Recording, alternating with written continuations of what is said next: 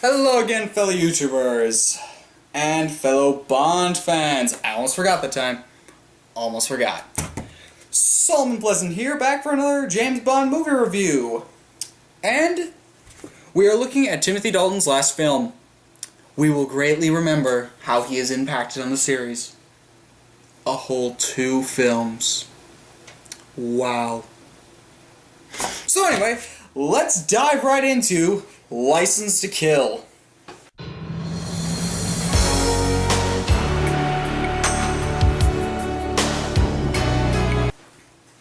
And before we start with the story and whatnot, I noticed that this film is very underrated, I think.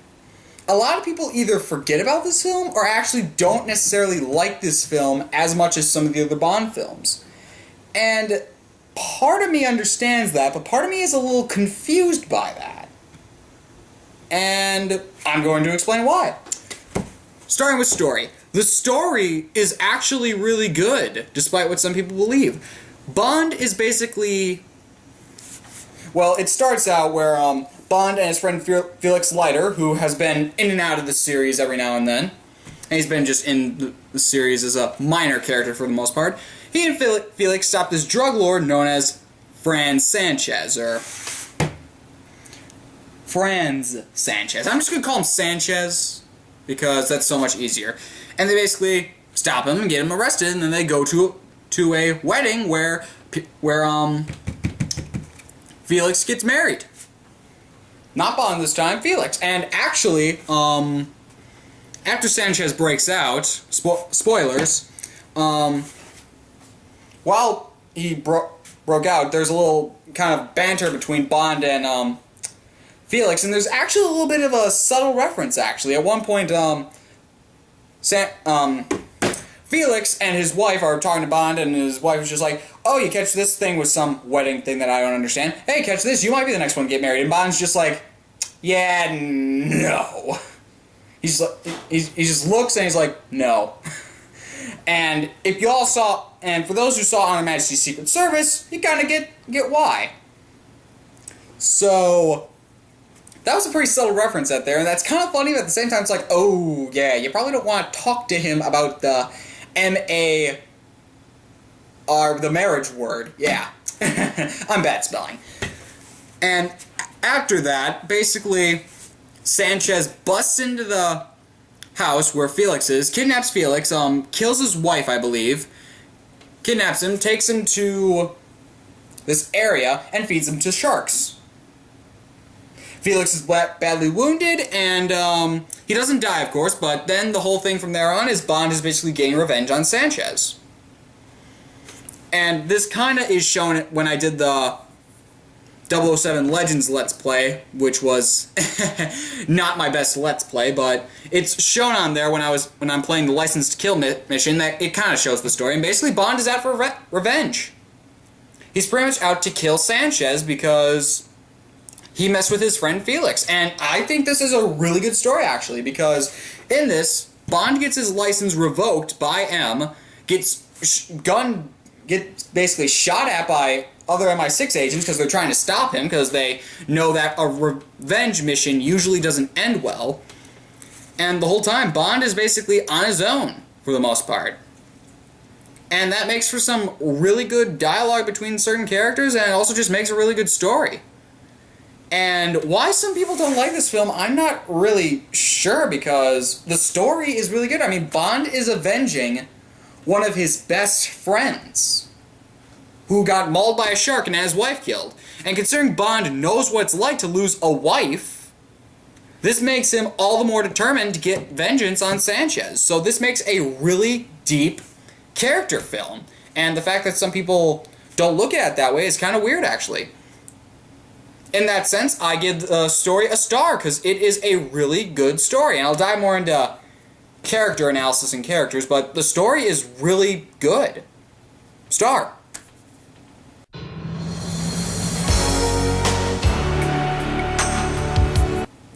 Moving on to scenery. Scenery looks really nice. The refinery, the drug place, whatever, looks nice. The mountain chase is awesome. The part where they're in the shark area, the underwater parts are minimum, and they're just fine. This film doesn't really stay in one place. It doesn't give you a sort of like destination of where you are, where they are for the most part. They aren't like one place for a specific time, like in From Russia with Love. For the most part, they're in Istanbul in Russia. Here, it's not as well described, but still, the scenery for what it is looks really good, and it does a really good job at that. So, for that reason, I give scenery a star. It just looks really good.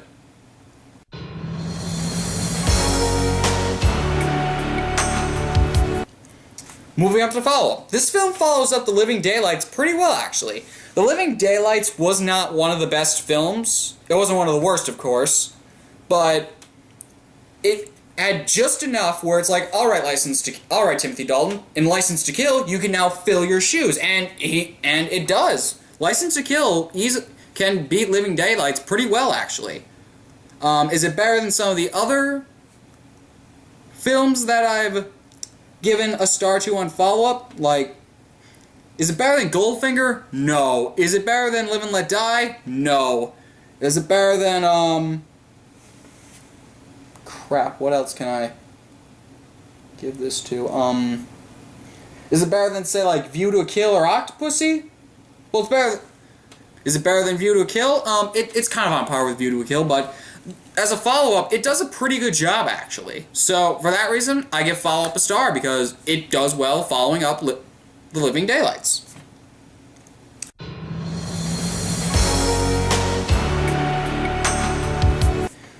Moving on to theme. I am not a big fan of the License to Kill theme music. The theme song, I'm just not the biggest fan of it.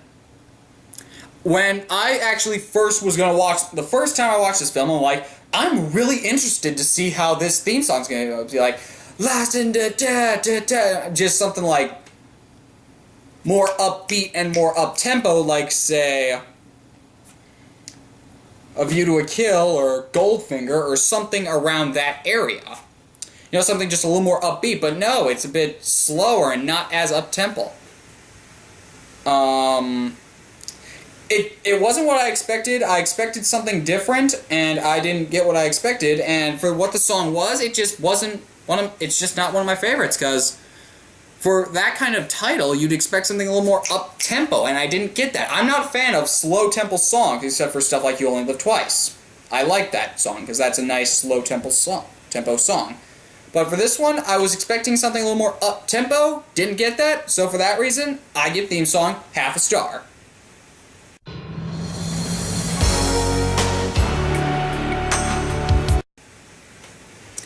Finally, moving on to characters. This is Timothy Dalton's last appearance as Bond, and again, he does a pretty good job. I've heard that some people say they don't like Timothy Dalton, and I can kind of understand why, considering he only got 2 films to really express how he was as Bond. And especially stepping in after Roger Moore, I mean, look at the films Roger Moore does. It's more than even Sean Connery or Daniel Craig at the moment. It's more than Pierce Brosnan as well.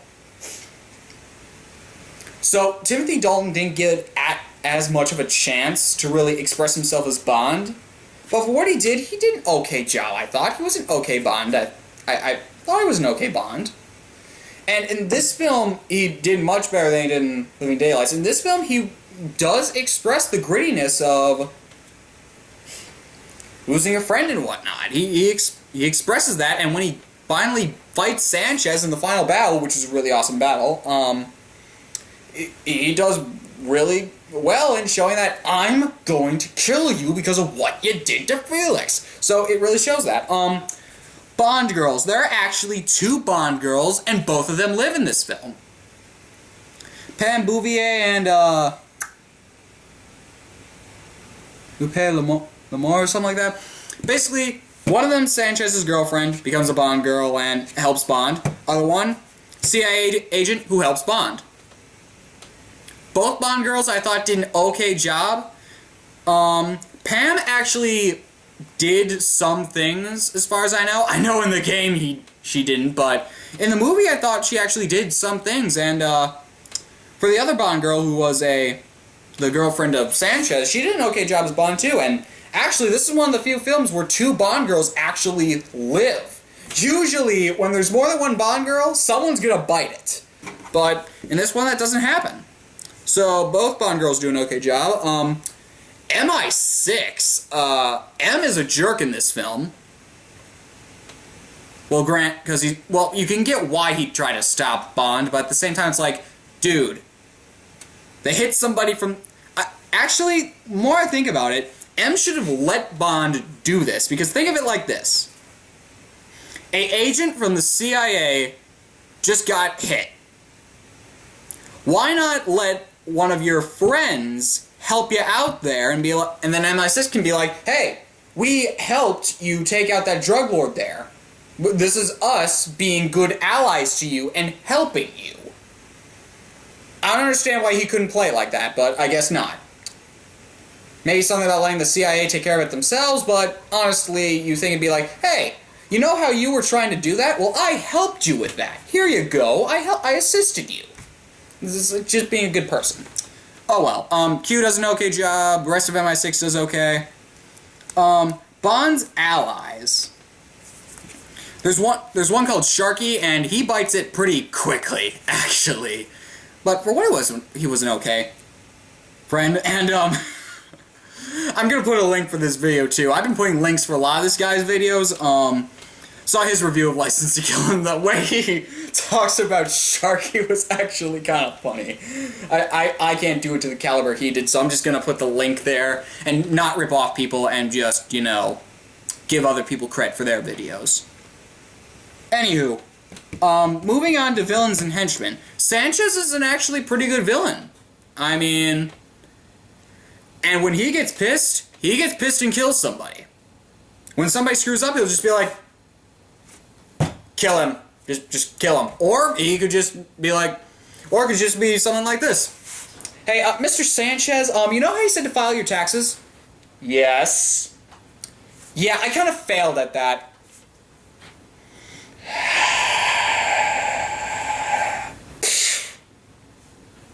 Or he could have dealt with it like this. Hey, Mr. Sanchez, you know how you wanted that cup of coffee? Yes. Yeah, we get you decaf. I hope that's okay.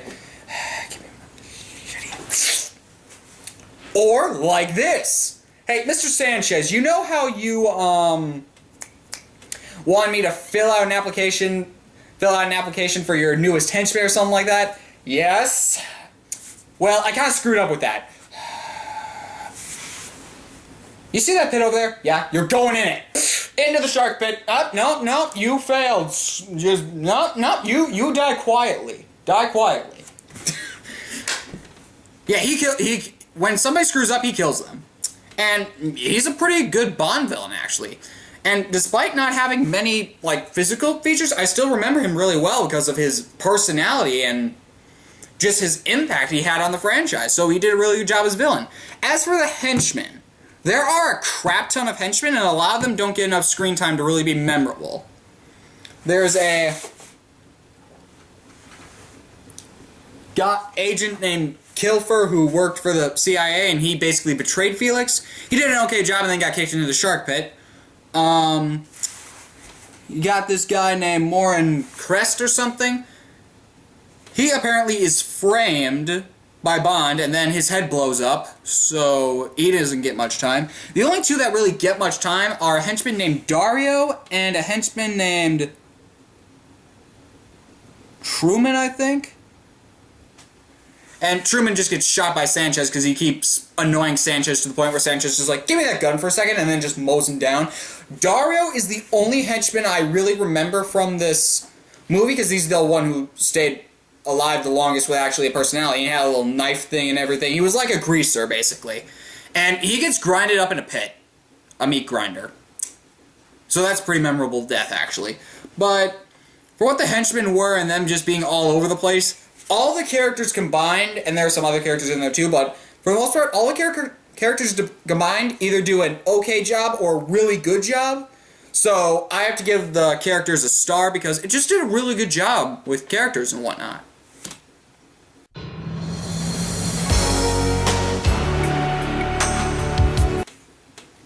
So all in all,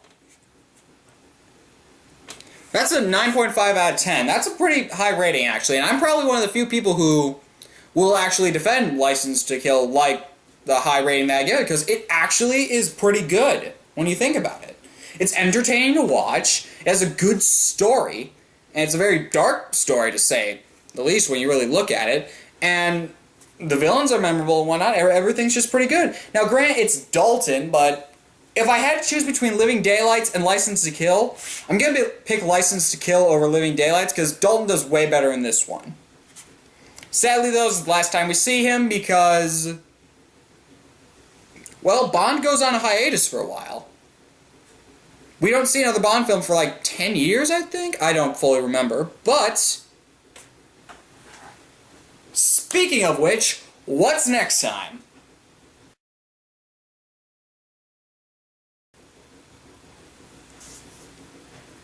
Yeah, that one. The one that broke every record, gave us one of the more memorable Bonds, one of my second favorite, only to Sean Connery, gave Bond franchise a reboot, basically, changed M's, I'm really going into depth with this, even though this is the License to Kill review, gave us one of the most memorable stories, one that could even challenge Goldfinger, and gave us one of the most memorable video games ever. All from this film.